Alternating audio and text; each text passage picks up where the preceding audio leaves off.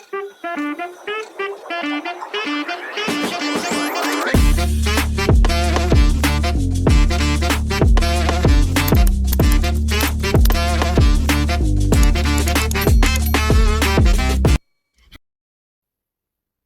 again with something new.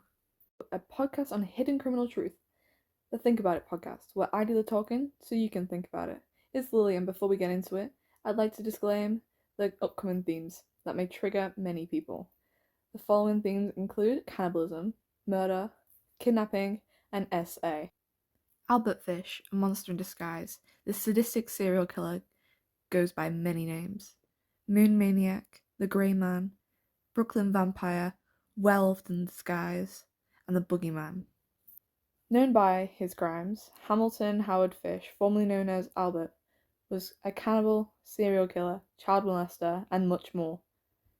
He committed at least 3 murders of young children, but was thought to be involved in many more.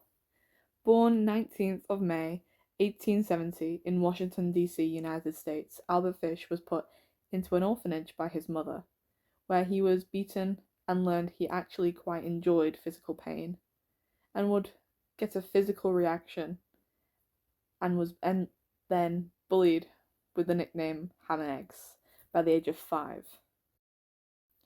At 9, his mother took him back and he would get into his first homosexual relationship at 12.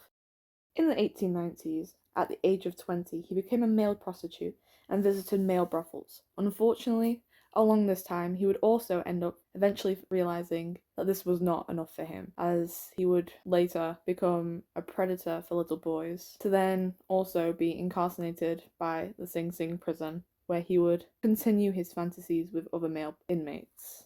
He would then mutilate and torture a mentally disabled boy to the point he was unalived. He stated at around age 47, he began to hear voices and would ask children to participate in sadomasochistic games with him. Have many victims in the future, but only confessed to 3. Let's get into the actions he put his victims through.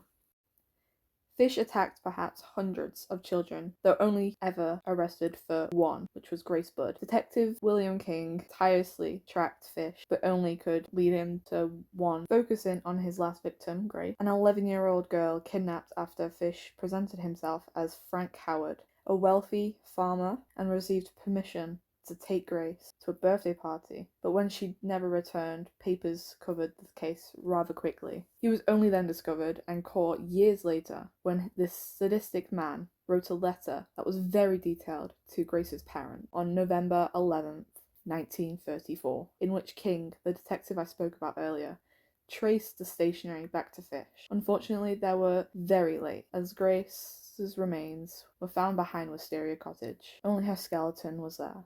However, as he would later confess, he ate his victims. Grace Budd, age 11, Billy Gaffney, age 4, and to the killing of Francis McDonald, age 8. His confession included how they would be beaten to tenderize the meat, tied up in his closet, and he'd take parts of their body to cook and eat, and would hide their victims' bodies until he finished eating them, and then to hide their bones on different properties. Unfortunately, there are many victims we believe he was involved in, but he would be only convicted of Grace's, and confessed Francis and Billy's, getting the electric chair on January 16, 1936, leaving detectives and us to speculate without the victims of the potential purging being justified. The speculated age range Fish would go for was from 4 to 17 years of age. Detectives linked him to potential 5 to 15 murders, but left unanswered. Fish's way of murder would be torturous. He would choke, cut up, and beat these children, as he had pleasure of pain on himself and inflicting on others. He would kill them in an abandoned building, abducting them first, to play with them before his sadistic feasting. I send out my prayers to these late families of all the children that was lost. Even now, around 90 years later, this case is terrifying to hear about. I hope this was an informative podcast. Thank you for watching my podcast. This is Lily signing off.